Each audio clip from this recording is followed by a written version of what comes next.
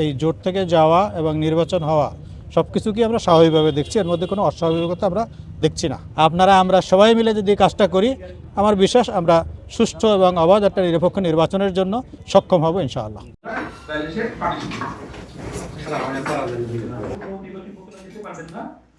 আর প্রার্থী বা এজেন্ট না হলে সদস্য থাকলে এটা আগে থেকে পদত্যাগ করার কথা। আর বিদেশি অর্থনৈতিক সুযোগ নেই, ডলার আর আমাদেরকে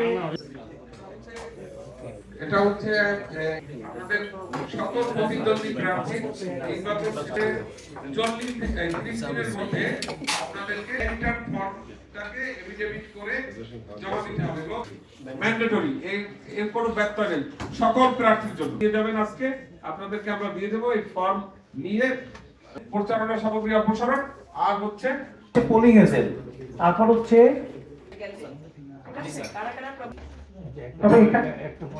খেলাফত মজলিস মনোনীত 10 দলীয় ঐক্য সমর্থিত বরগুনা 1 আসনে দেয়ালগড়ি মার্কার প্রার্থী।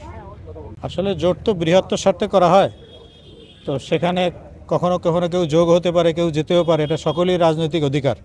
এটা তেমনই একটা, এই জন্য এটাকে আমরা খুব স্বাভাবিকভাবে দেখছি। একমাত্র স্মার্ট সিটি বসুন্ধরা, আধুনিকতায় এক ধাপ এগিয়ে। এবং নির্বাচন যেহেতু একটা নিয়মতান্ত্রিক প্রক্রিয়া, জাতীয় গুরুত্বপূর্ণ বিষয়, এটাও স্বাভাবিকভাবে হবে। এই জন্য এই জোট থেকে যাওয়া এবং নির্বাচন হওয়া সব কিছুকেই আমরা স্বাভাবিকভাবে দেখছি, এর মধ্যে কোনো অস্বাভাবিকতা আমরা দেখছি না। এখন পর্যন্ত ভোটের পরিবেশ ভালো আছে, যেহেতু ভোটের প্রক্রিয়ার প্রথম যে পর্ব মনোনয়নপত্র দাখিল, বাছাই এবং প্রতীক বরাদ্দ, এটা আজকে শেষ হলো। মূলত পরিবেশের সাথে সংশ্লিষ্ট যে পর্বটা, সেটি আগামীকাল থেকে মাঠে গড়াবে। সেখানে বিভিন্ন প্রতিদ্বন্দ্বী প্রার্থীরা তাদের স্ব মার্কা নিয়ে মাঠে যাবে, তাদের সমর্থকরা তাদের পক্ষে বিপক্ষে অবস্থান করবে।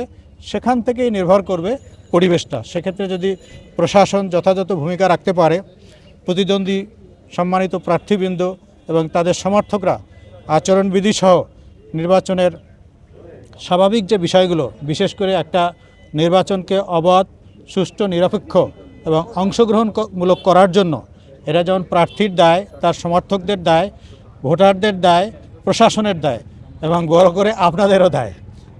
আমরা সবাই মিলে যদি কাজটা করি, আমার বিশ্বাস আমরা সুষ্ঠু এবং অবাধ একটা নিরপেক্ষ নির্বাচনের জন্য সকলে দায়িত্ব পালন করে দেশ ও জাতির জন্য কল্যাণকর কিছু করতে সক্ষম হব ইনশাআল্লাহ।